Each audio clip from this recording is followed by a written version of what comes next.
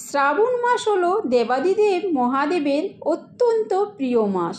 তাই এই শ্রাবণ মাসে যদি ভক্তি ও নিষ্ঠা সহকারে কোনো ব্যক্তি এক ঘটি জল যদি বাবার মাথায় অর্পণ করতে পারেন, তাহলে কিন্তু অনেক পুণ্যফল লাভ করা যায়। নমস্কার বন্ধুরা, আমি পিঙ্কি। আমার পিঙ্কি গোপাল লাইফস্টাইল চ্যানেলে আপনাদেরকে অনেক অনেক স্বাগত। আশা করি বন্ধুরা আপনার বাবা মহাদেবের কৃপায় আপনারা ভালো আছেন এবং সুস্থ আছেন। আমিও ভালো আছি। তার আগে বলি, আমার সকল শ্রোতা বন্ধুদের কাছে একটা বিশেষ অনুরোধ, ভিডিওটি সম্পূর্ণরূপে মনোযোগ সহকারে শ্রবণ করবেন এবং ভিডিওটি শেষে কেমন লাগলো অবশ্যই লাইক শেয়ার কমেন্ট করতে ভুলবেন না। চলুন বন্ধুরা, এবারে আমরা যাই ভিডিওর মূল পর্বে। অনেকে শ্রাবণ মাসে পুজো করে থাকেন, কিন্তু আপনারা কি জানেন যে এই শ্রাবণ মাসে শিব পুজো করার সাথে সাথে বাবা ভোলেনাথের এই ব্রতকথাটি শ্রবণ করতে হয়। এই ব্রতকথা শ্রবণ করলে সহস্র পুণ্যফল লাভ করা যায় এবং বাবা মহাদেবের কৃপা ও আশীর্বাদ লাভ করা যায়। আজ আমি আপনাদেরকে শোনাবো যে শ্রাবণ মাসে বাবা ভোলেনাথের সোমবারের ব্রতকথা। তো চলুন বন্ধুরা, ব্রতকথাটি শ্রবণ করি। পৌরাণিক কালে অমরপুর নামক নগরে এক ধনী ব্যবসায়ী থাকতেন। অন্যান্য নগরেও তার ব্যবসা ছড়িয়েছিল। নগরে প্রত্যেকেই সেই ব্যবসায়ীকে সম্মান করতেন। তবে এত সম্মান ঐশ্বর্য সত্ত্বেও সেই ব্যবসায়ীর মনে মনে কষ্ট থাকতেন, কারণ সেই ব্যবসায়ী নিঃসন্তান ছিলেন। তার কোনো পুত্র ছিল না। মৃত্যুর পর তার বিশাল ব্যবসা কে দেখবে? এই অটল সম্পদ কে সামলাবে? সেই চিন্তায় গ্রস্ত থাকতেন তিনি। তাই পুত্র লাভের কামনায় সেই ব্যবসায়ী প্রতি সোমবার উপোস করে শিবের পুজো করতেন। সন্ধ্যাবেলায় শিব মন্দির গিয়ে মহাদেবের সামনে ঘিয়ের প্রদীপ জ্বালাতেন। সেই ব্যবসায়ীর ভক্তি দেখে একদা পার্বতী শিবকে বললেন, হে প্রাণনাথ, এই ব্যবসায়ী তোমার ভক্ত। বহুদিন ধরে সে প্রতি সোমবার উপবাস এবং পুজো করেই আসছে। এরপরে ব্যবসায়ীর ইচ্ছা পূর্ণ করার জন্য শিবের কাছে অনুরোধ করেন পার্বতী। শিব হেসে বললেন, হে পার্বতী, এই সংসারে প্রত্যেকে নিজের কর্মের ফল ভোগ করে। ব্যক্তি যেমন কর্ম করে তেমনি ফল পায়। কিন্তু এরপরও পার্বতী নাছোড়বান্দা। তিনি আবেদন করেন, না প্রাণনাথ, আপনাকে এই ব্যবসায়ীর ইচ্ছা পূরণ করতেই হবে। সে আপনার অন্য ভক্ত, প্রতি সোমবার নিয়ম মেনে ব্রত পালন করে, পুজোর পর আপনাকে ভোগ নিবেদন করে একবার খাবার খায়। তাকে পুত্রলাভের আশীর্বাদ দিতেই হবে।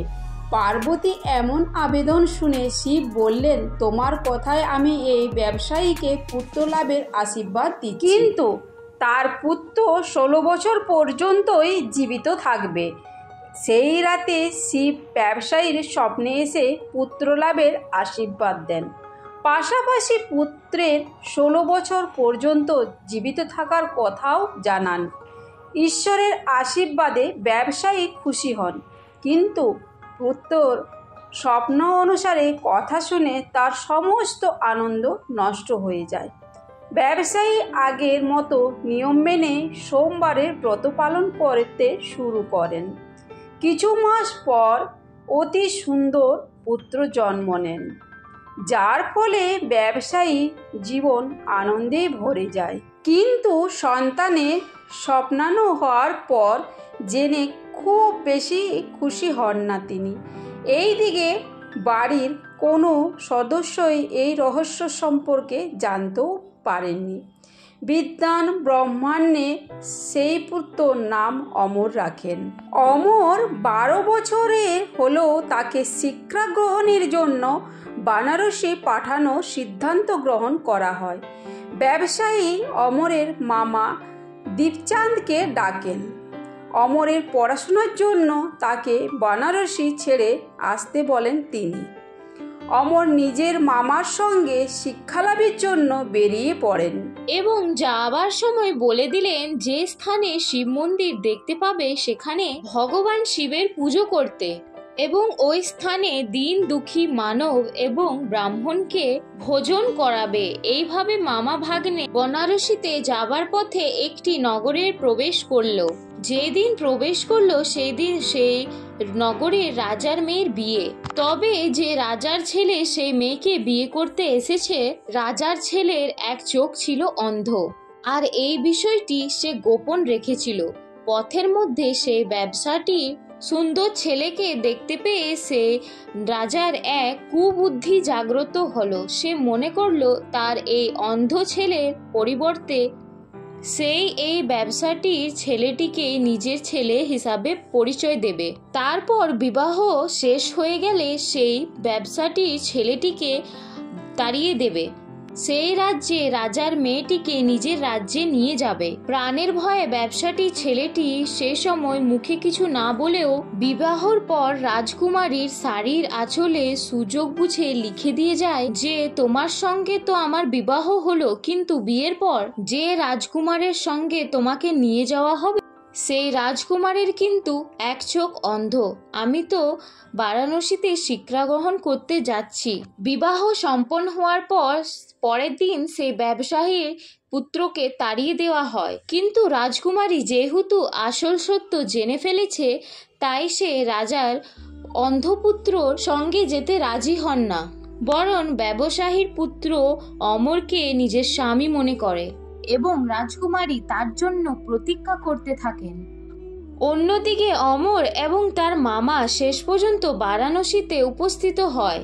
সেখানে 4 বছর ধরে অমর শিক্ষা গ্রহণ করে এবং যখন তার 16 বছর পূর্ণ হয় সেই দিনেই ভগবান শিবের স্বপ্নাদেশ সত্য হয়, অর্থাৎ অমরের মৃত্যু হয়। ছেলের মৃত্যু শুনে সে ব্যবসায়ী এবং তার স্ত্রী অন্নগ্রহণ পরিত্যাগ করে। এই ঘটনায় শিবজয়া পার্বতী শিবের প্রতি অত্যন্ত ক্রুদ্ধ হন। তিনি